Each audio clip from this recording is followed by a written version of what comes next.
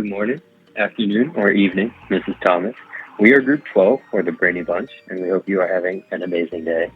We had toy design for our FED project, and thus had to make a choice between designing a toy for a learning objective or for a learning disability. To begin our brainstorming process, we came up with a couple of initial ideas, including fidget toys and marble tracks, each with various learning objectives. However, our winning idea actually came from one of our E101 homework assignments in the form of interchangeable stamps. These stamps would have the same handle, but could be swapped out if you wanted to stamp different designs or words. We decided to modify this idea in order to incorporate a learning objective.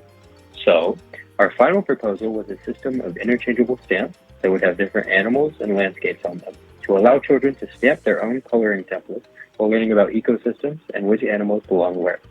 Additionally, the repetitive motion of stamping would be beneficial for learning in children with autism spectrum disorder. Hello, my name is Hudson Holloman, and I will be doing the improvement process of the design cycle. A big part of the design cycle is the improvement step. To understand what we need to improve, we sent our first prototype to a local elementary school. The children here gave us great feedback on what needs to be improved or added. They had mentioned there were no directions, so they had no idea how it was intended to work, and that the stamps were not holding the ink very well. They also wanted more of a variety of animals. In order to fix the problems, we first added a set of instructions. We also have printed out more variety of animals on the stamps. And for coming up with a solution for holding the ink, we first tried to use a piece of foam as the material that the ink can hold on to. But we very soon concluded that rubber would be the best for the future production of this product.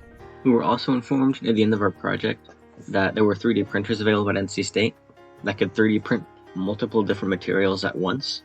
And you could lab that out so you could have the rubber printed over the plastic on the stamp so that everything would get picked up properly. Alright, I'm about to run through the process, right? So let's say I got an animal. What animal do I want to do? I want to do a spider. Why the fuck did I pick a spider? Step 1, look up the animal as a cartoon. Step 2, look through these for like a few minutes. Hop into Adobe Illustrator. I rock with a 16-point font so that it's thick enough to print. Alright, as you can see, we've encountered a little bit of an issue. My brow is a little too high. What we're going to do is we're going to transform it down. And then I'm going to change the art style of the feet so that it takes up less space.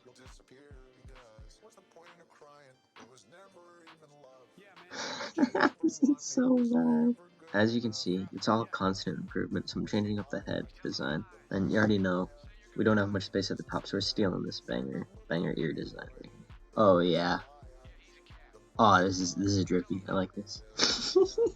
As you can see, now we have a small rabbit. Export as.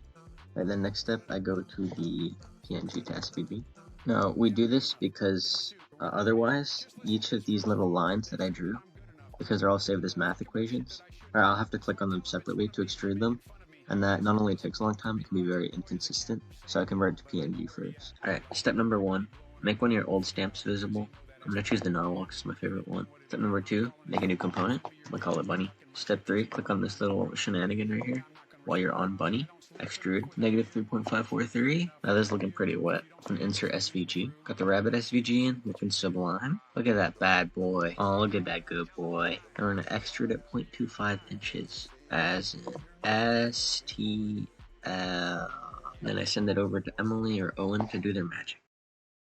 Hello, Miss Thomas. I hope you're doing well. I'm now going to talk to you a little bit about the designing and 3D printing aspects of our design process. When we started designing our 3D models, we used Fusion 360 and imported SVG files to create the stamps and the different images and names on each stamp. We used the stamp we had made earlier in class as a homework assignment as the starting point for the handle and the plate. And then for each design we chose to make, we imported SVG files with the animal image and name. We finally extruded the animal image to make the stamp face and did a negative extrusion on the back of the stamp plate to etch in the name of the animal. After our designing was done, we exported the models as STL files and then ran them through a slicing software so they could be downloaded and 3D printed all together in the makerspace in the library. Some things you would have done differently is starting earlier on the physical product. We think that's a great idea, especially with the toy design, so that you can see the product in person and allow it to get tested so that you can get some feedback on what needs to be changed or improved. We also recommend communicating ideas. Our group did great with communication, and it really allowed the project to be crystal clear for everyone. And one last thing we recommend is to not be afraid to fail. Our stamps did not work as well as we would have liked, yet we still made it to Fed Day without any issues, so be confident in what you made.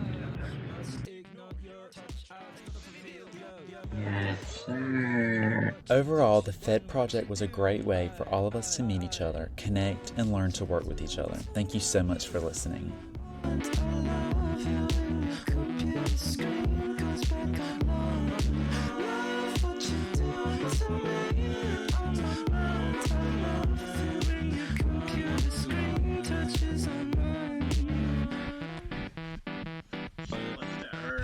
To execute